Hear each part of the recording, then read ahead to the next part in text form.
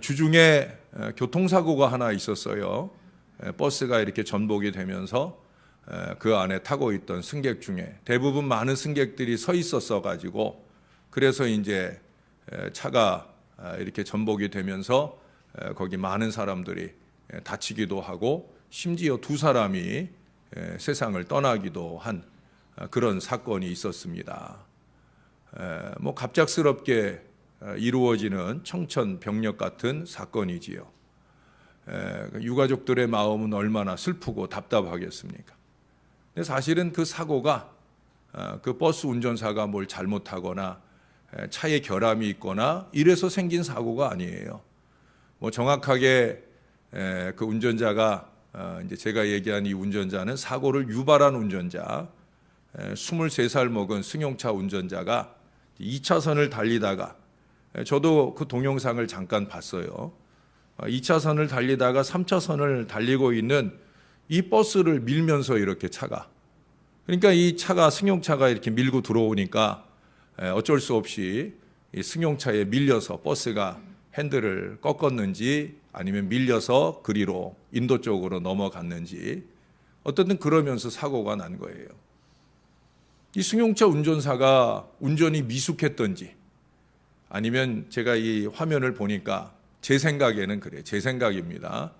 아마 스마트폰을 하거나 뭔가 딴짓을 하다가 이 핸들이 꺾여서 이렇게 가는 것조차 본인도 모르지 않았겠는가. 더 어이없는 것은 그렇게 버스가 전복하는 큰 사고를 내놓고 자기는 그냥 아무 일 없었다는 듯이 그렇게 가버립니다.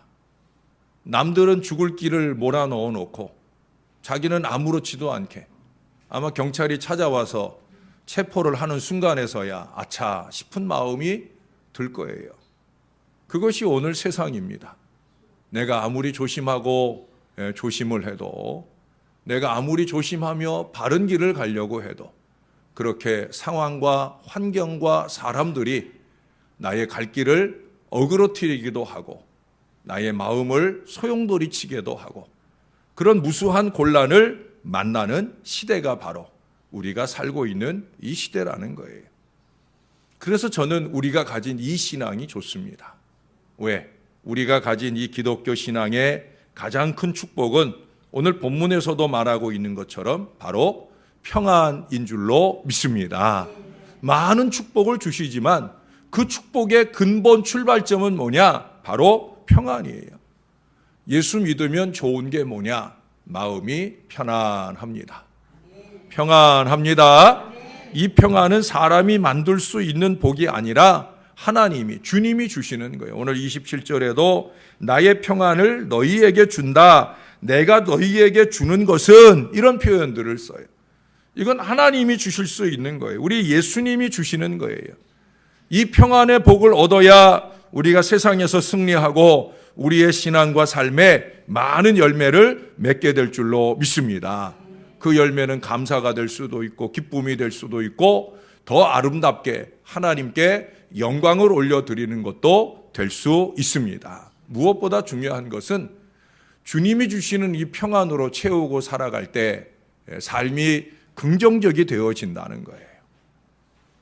평안에 실패하면 열매를 맺을 수 없습니다. 아니, 육신적인 삶에 아무리 세상적으로 따지는 그 많은 열매를 쥐었다고 해도, 돈도 많이 벌었어요, 지위도 높아졌어요, 뭐 자식들도 잘 됐어요. 여러분, 그것이 평안의 근거일 수는 절대 없습니다. 세상이 주는 평안은 바로 이 감정에서 옵니다. 예? 내 마음의 감정이나 느낌을 신뢰하지 말라 하는 말씀을 제가 지난 주일에 드렸어요. 여러분, 세상이 주는 평안, 아니 세상이 주는 불안은 바로 우리의 감정이나 느낌에서 출발을 해요. 그러나 우리 주님이 주시는 평안은 이 영을 통해서 오는 거예요. 하나님의 평강이 나의 마음과 생각을 지키심으로 아무것도 염려하지 않을 수 있는 은혜가 우리에게 임하게 될 줄로 믿습니다.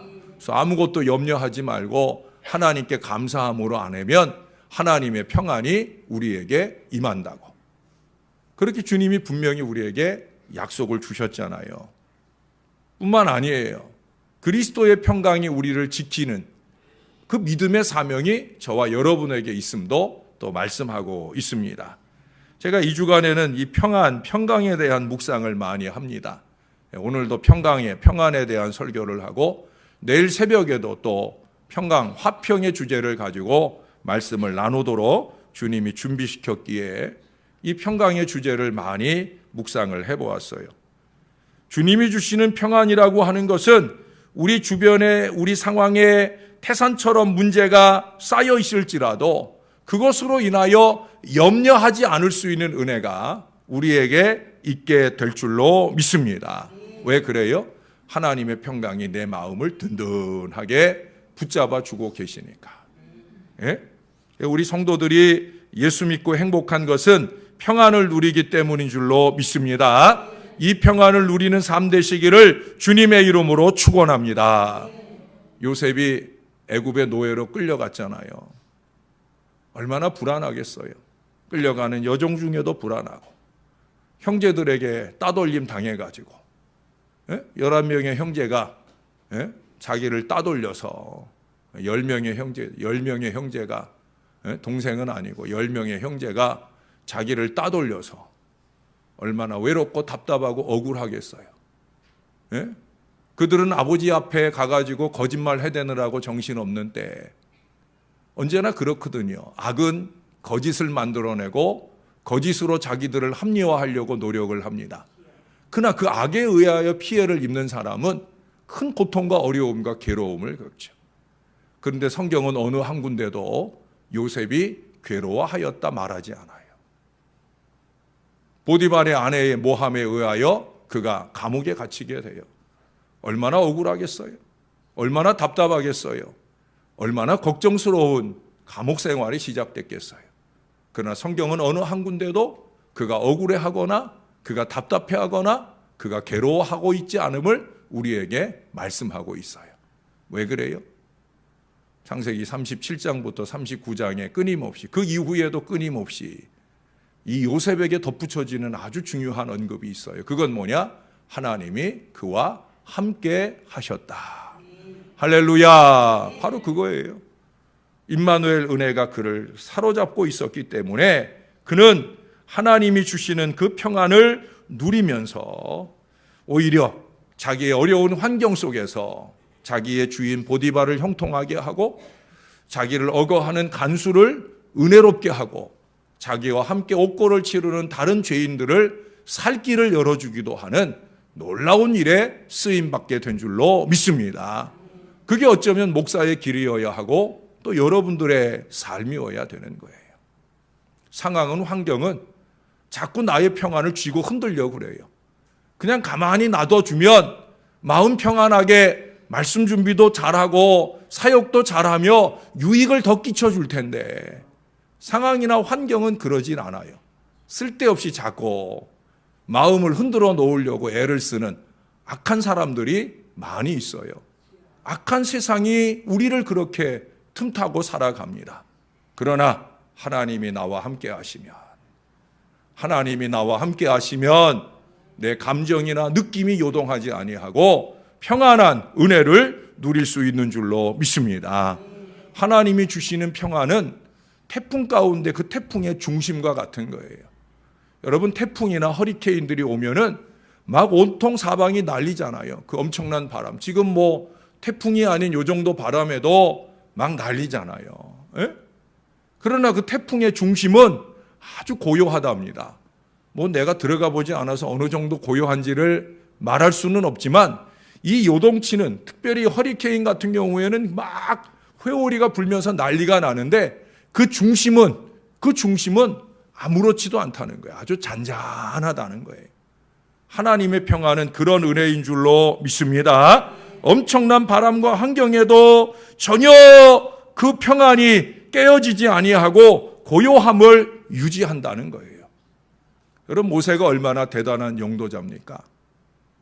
저는 뭐 주일 출석 한 200명 남짓 왔다 갔다 하는 교인들 데리고도 맨날 헉헉거리는데 예? 근데 이 모세는 200만이에요. 예?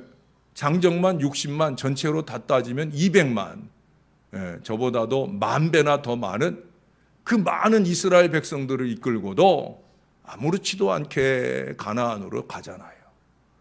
근데 사실 아무렇지도 않을 상황이에요? 환경이에요? 아니죠. 출발하기 전서부터 출발한 이후에도 내후 외환이 끊이지 않잖아요. 밖에 문제 해결하고 오면 안에 문제가 터지고, 안에 문제 해결하면 밖에 문제가 터지고, 그렇게 어렵고 힘든 여정을 모세가 갑니다. 그럼에도 불구하고 모세는 그 모든 여정을 은혜로 이끌어 갑니다. 왜 그랬겠어요? 하나님이 그와 함께 하셨기 때문인 줄로 믿습니다. 내후 외환의 그 고난을 돌파해서 가나안에 이르는 일이 얼마나 힘들겠습니까만은, 그러나 하나님께서 그 마음을 딱 주장하고 계시니까 그는 평안한 가운데 그 사명을 잘 수행한 줄로 믿습니다. 그러므로 우리가 평안을 누리고 살기 위해서는 주님을 만나고 주님을 모셔야 돼요. 분명한 진리입니다. 여러분, 사도행전 요한복음 6장에 보면 예수님께서 그 많이 모인 오병이어의 기적 속에 모여온 오병이어의 기적 앞에 얼마나 많은 사람들이 있었어요. 역시 남자만 5,000명, 그러니까 좀 전에 환산한 방법으로 하면 20,000명이나 되는 대단한 사람들이 모였어요. 근데 예수님께서 너희가 앞으로는 내 살과 피를 먹는, 내 살을 먹고 내 피를 먹는 이것이 참된 양식이다, 이 어려운 설교를 하시게 될 때 그 설교 앞에 한 사람 두 사람 다 떠나가요.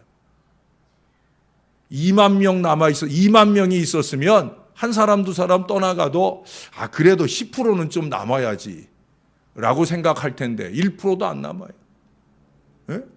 예수님 설교인데 1%도 안 남아 있어요. 고작 남은 게 12명 제자들밖에 안 남아 있어요.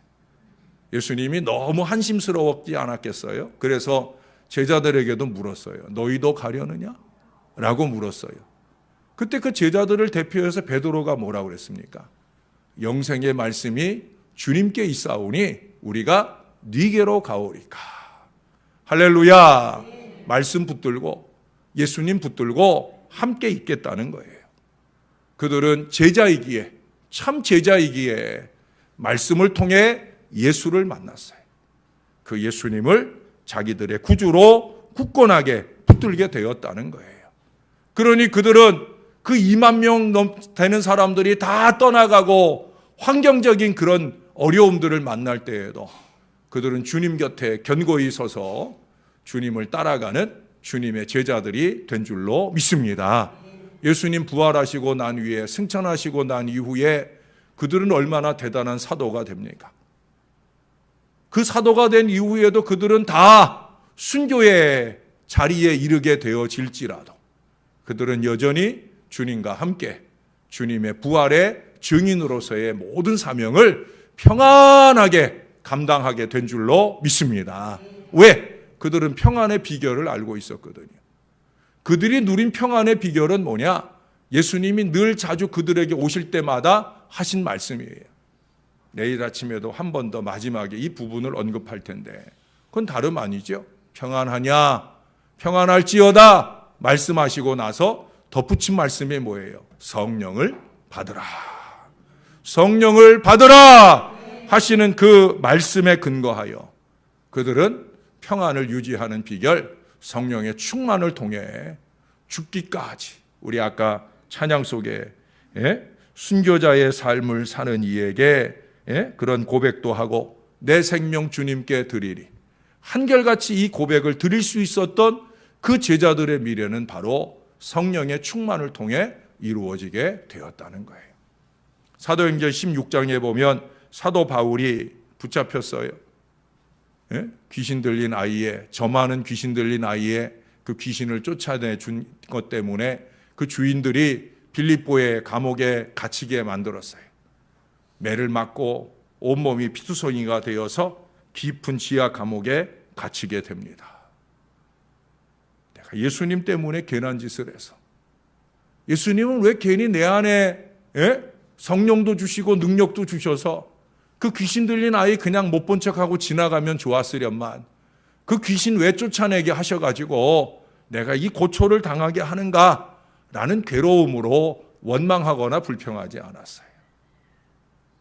그들은 그곳에서 평안한 가운데 하나님께 감사하며 찬양했어요. 바울과 실라가 그 빌립보 감옥에서 평안한 중에 하나님께 찬양하고 감사한 비결이 뭐겠어요? 그들을 사로잡고 있는 성령이요, 그들의 안에 내주해 계시는 우리 주님 때문인 줄로 믿습니다. 결국 그 감옥 문이 다 열리고 구원받을 길이 열려도 가지 않아요. 왜? 내가 어디 있든지 상관없는 거거든요. 내가 감옥 안에 있거나 감옥 밖에 있거나, 내가 영어의 몸이 되거나 내가 자유의 몸이 되거나 아무 상관이 없는 거예요. 바울에게 있어서 환경은 중요한 게 아니에요. 바울의 마음이에요. 누구와 함께 있는 마음? 우리 주님과 함께 있는 마음이 그를 평안하게 하고 넘치는 찬양으로 하나님께 영광을 올려드린 줄로 믿습니다. 할렐루야. 이게 신앙이지요. 결국 그는 그 간수와 그 집을 구원하는 위대한 또 한 번의 복음 역사를 이루게 되어지잖아요. 여러분, 바울의 안에 예수님이 계시고 그 예수님이 자기의 영역을 확장해 나가면서, 그러면서 놀라운 역사들을 우리에게 보여주는 거예요. 예수 생명의 역사가 그 안에서 일어나고 있다는 거예요. 여러분, 거듭남이 뭐예요? 성령을 통해 내가 다시 태어나는 것일 뿐만 아니라 그것은 내 안에서 그리스도가 사시고 그리스도가 나를 주관하시는 이 역사가 시작되는 게 거듭남이에요. 거듭남의 표시는 뭐라고 그랬어요? 주님이 나를 주장하시는 인생을 잘 살아가는 게 거듭남이에요.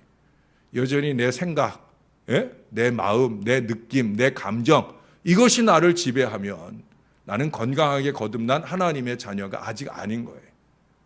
아니, 거듭나기는 했는데 내 안에 살아계시는 예수님이 아직도 응애예요. 아직도 애기 노릇하고 계시는 거예요. 여러분 안에 예수님을 좀 키워드리세요. 아직도 애기 취급하고 예수님 이건 내 마음대로 할게요 라고 억지 부리지 말고 여러분 안에 예수님이 좀 어른이 되시도록, 저와 여러분의 마음 안에서 우리를 주장하시는 어른이 되시도록 예수님을 좀 키워드리세요. 우리 안에서 예수님이 자라고 싶어 하셔요. 그분이 자라야 그 주님으로 말미암은 평안한 은혜가 우리 가운데 넘치게 될 줄로 믿습니다. 내일 새벽에 확인해 볼 거예요. 우리의 평안의 근거가 뭐냐? 결국 예수님이거든요. 그 예수님으로 우리 안에 채워지도록, 성령, 결국 이 모든 것들을 가능하게 하시는 분이 바로 성령이시잖아요. 그래서 거듭남도 성령이 다시 나게 하시는 것이고, 그 성령의 충만이 이루어질 때 내 안에 예수님께서 채워지고 계시는 이 영적인 포만감으로 만족할 만한 평안의 상태가 유지되는 거예요.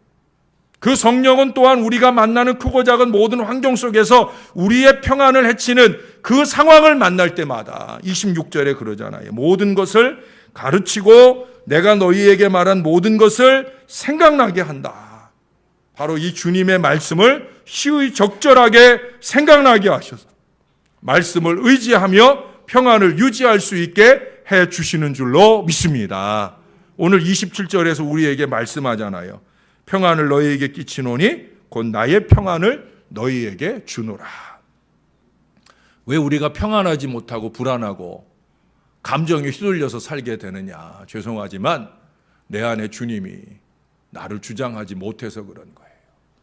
주님께 좀 내어드리세요. 주님께 좀 내어드리세요. 그분이 나를 주장하시도록. 골로새서 3장 15절에 말씀하잖아요. 그리스도의 평강이 너희를 주장하게 하라. 그리스도의 평강이 너희를 주장하게 하라. 여러분, 거기 25절을 그렇게 시작해요. 아직 너희와 함께 있어.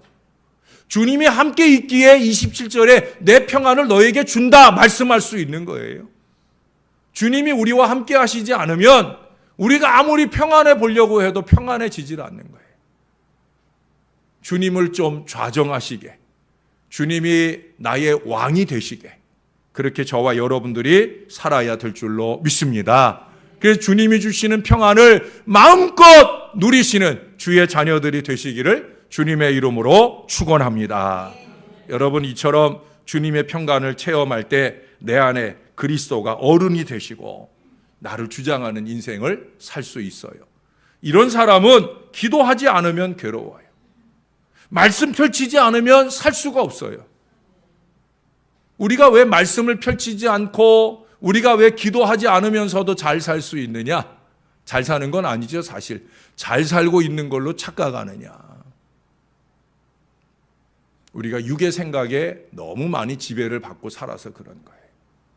영의 생각으로 살아야 돼요. 영의 생각으로 좀 사세요. 생각하는 거나 말하는 거나 행동하는 것이 왜 세상 사람들만도 못한 모습들을 왜 교인들이 자꾸 보여주는지. 예? 영의 생각을 좀 채워야 되지요. 그리스도의 생각을 좀 채워야 되지요. 여러분, 예수님이 요한복음 4장에 보면 내게는 너희가 알지 못하는 먹을 양식이 있다 그랬어요. 예수님이 우리 안에서 양식을 먹고 자라신다는 거예요. 우리 안에 계시는 예수님이 어떤 양식을 먹고 자라시겠어요? 말씀과 기도죠. 저와 여러분이 열심히 말씀으로 우리 안에 채워 넣을 때, 저와 여러분이 열심히 기도의 무릎을 꿇어낼 때 주님은 그것으로 우리 안에서 자라가실 줄로 믿습니다. 우리 안에서 충만하실 줄로 믿습니다. 예수가 우리 속에 계시다는 것을 인식하지 못하면 우리는 버림받은 사람들이에요. 예수가 충만한 사람은 말씀을 갈망해요. 기도하지 않고는 견딜 수 없는 마음이 생긴다니까요. 그래서 은혜를 받게 되는 거예요. 은혜는 아무에게 다가오지 않아요. 은혜가 의심을 이기고 은혜가 두려움을 이기고 은혜가 세상을 이기지만 그 은혜는 아무에게나 오질 않아요. 말씀과 기도로 거룩해지기를 열망하는 그 사람들에게 은혜가 올 줄로 믿습니다. 그 은혜가 채워지면 평안해지는 거예요. 그래서 로마서 8장 6절에서 바울은 말합니다. 육신의 생각은 사망이요 영의 생각은 생명과 평안이니라. 영의 생각이 생명과 평안이에요. 자꾸 우리가 육의 생각을 해요. 자꾸 육신적으로 생각을 해요. 목사는 영적인 말씀을 전하는데도 자꾸 육신적으로 들어요. 여러분, 영적으로 생각하고 영적으로 은혜 받을 수 있는 하나님의 사람들이 되시기를 바랍니다. 그냥 일예로 들면 영의 생각, 예수님의 마음은 나로 하여금 자꾸 교회 가게. 예? 이 금요일 저녁에도 바람도 많이 불고 공기도 안 좋고 몸도 참 찌뿌드하고 피곤하고, 그러나 영의 생각에 지배를 받은 여러분들은 오시잖아요. 그래도 내가 가야지. 뭐 하러 와야지? 하나님 찬양하러 가야지. 말씀 들으러 가야지. 기도하러 가야지. 그래서 은혜 받으러 가야지. 이건 영의 마음, 예수의 마음이죠. 그러나 육의 마음은 어떻겠어요? 예? 교회 가고 싶은 이 마음을 사라지게 만들잖아요. 이유를 대는 거죠. 아유, 금요일 날 가면 찬송가는 안 부르고 복음성가만 불러서 가나마나 나는 그냥 앉아있기만 하다 오니까. 예? 이유가 자꾸 생각이 나는 거예요. 육신적인 이유가 생각이 나는 거예요. 예? 날씨도 추워지고. 아니, 한겨울 영하 10몇 도 할 때도 새벽제단 지켰던 우리들인데, 예? 요 날씨가 뭘 어떻다고. 공기가 희뿌옇해가지고, 공기가 희뿌옇해가지고 등산은 못 가고 놀러는 못 가도, 예? 그래도 예배 드리러는 올 수 있는 이 마음들이 일어나야 되는데, 육신의 생각에 젖어 있으면 꽃 구경하러는 공기가 아무리 희뿌해도 가. 진짠가 보네, 웃는 거 보니까. 예? 이게 육신의 생각과 영의 생각의 차이가 분명히 난다는 거예요. 저나 여러분들은 영이 지배하는 주님의 마음이 되어야 될 줄로 믿습니다. 예수님의 마음이 채워지면 말씀을 갈망해요. 고린도후서 1장 20절 말씀처럼 그리스도 안에서 하나님의 말씀이 모두 예가 되니 아멘으로 하나님께 영광을 돌리는 역사가 일어나게 되는 거예요. 그러나 그러나 나의 마음은 말씀의 깨달음도 없고 오히려 그 말씀으로 시비거리를 찾는 어리석음을 범하게 되는 거예요. 여러분, 성령이 감동하시는 은혜의 말씀으로 그렇게 저와 여러분들에게 사로잡혀지는 놀라운 역사가 일어나야 될 줄로 믿습니다. 말씀을 전하는 종도, 여기 보시면 모든 것을 가르치고 생각나게 하시는 성령의 은혜가 부족한 종을 사로잡아서, 그래서 말씀을 적을 때에도 끊임없이 주님이 적게 하시는 주의 말씀을 준비하여 말할 것이요, 여러분들 역시도 성령이 충만하여 부족한 종이 혹여 세상 말로 개떡같이 말해도 찰떡같이 은혜를 받는 역사를 얼마든지 이룰 수 있는 줄로 믿습니다. 어떻게 되면 종의 마음이 영의 지배를 받고 여러분들의 마음이 영으로 충만한 그 은혜로운 귀한 자리가 이루어진다고 하면, 우리 피차의 이 신령한 교통을 통해 성령의 은혜가 이 자리에 넘치게 될 줄로 믿습니다. 이게 안 되면 목사가 아무리 축복 기도를 100번, 1000번 해도 다 소용없는 거예요. 여러분, 성령 충만하시기를 바랍니다. 성령 충만을 열망하시기를 바랍니다. 왜? 지금은 주님이 우리와 육체적으로 함께하는 시대가 아니잖아요. 지금은 성령을 통해 우리 안에 주님이 좌정하시고 우리를 주장하는 시대를 살고 있어요. 그러기에 성령 충만해야 돼요. 그래서 내 마음이 영으로 생각하고 내 삶이 그 생각을 따라 영적으로 사라지는 역사가 나타날 때, 상황이나 환경이나 그 모든 사람의 지배를 받지 않고 우리는 평안한 은혜를 누리게 될 줄로 믿습니다. 여러분, 저와 여러분에게는 이 평안이 이미 보장된 줄로 믿습니다. 우리는 건강한 영의 생각 속에서 생명도 누리고 평안도 누리면 되는 거예요. 모쪼록 주님이 우리 안에서 나를 주장하시는 이런 영적인 생각으로 충만한 주님의 자녀들이 좀 다 되셔서, 그래서 주님이 약속하신 이 평안이 저나 여러분 안을 꽉 채워서 참 살기 어렵고 힘들고 끊임없이 많은 시험과 환난들이 우리를 찾아올지라도 그러거나 말거나 나는 주 안에 평안하다, 이 은혜를 마음껏 누리시는 저와 여러분 될 수 있기를 예수님의 이름으로 간절히 축원합니다. 기도하겠습니다. 참 좋으신 아버지 하나님, 부활절을 전후해서 부족한 종의 마음을 사로잡는 주제가 바로 평안이요 기쁨이었습니다. 내 주의 사랑하는 자녀들, 부족한 종으로 하여금 목양하게 하신 이 자녀들, 어찌하든지 저들에게 부활이 기쁨이 되고 부활이 평안이 되는 역사를 이루어 주고픈 간절한 마음을 저에게 주셔서 4월 한 달 동안에는 기쁨을 설교하게 하시고 또 오늘과 내일 사이로 평안의 복음을 전할 수 있게 해주신 것 감사합니다. 뜬구름 잡는 말들이 되지 말게 하시고 부활의 감격이 저들 속에서 반드시 기쁨이 되게 하여 주옵소서. 무엇보다 성령과 함께 우리 주님이 우리 안에서 우리를 주장하시는 건강한 믿음의 사람으로 살게 하여 주옵소서. 우리가 사람의 생각이나 사람의 행동이 아니라 심지어 마귀의 일이 아니라 하나님의 사람으로서 합당한 영의 생각, 거룩한 생각을 말씀과 기도를 통해 무장하게 도와주시고 그로 통하여 영적인 미래를 평안하게 살아가는 이 주의 자녀들이 되게 하여 주옵소서. 그리스도의 평강이 이 사랑하는 주의 자녀들을 꼭 주장하여 주옵소서. 그래서 크고 작은 파도와 환난 가운데서도, 광풍이 몰아치는 가운데서도, 거짓과 술수가 난무하는 가운데서도 내 영혼 평안해, 내 영혼 평안해, 이 고백으로 주님께 영광 감사 올려드리는 저와 이 모든 자녀들 되게 축복해 주시옵소서. 예수님의 이름으로 기도합니다. 아멘.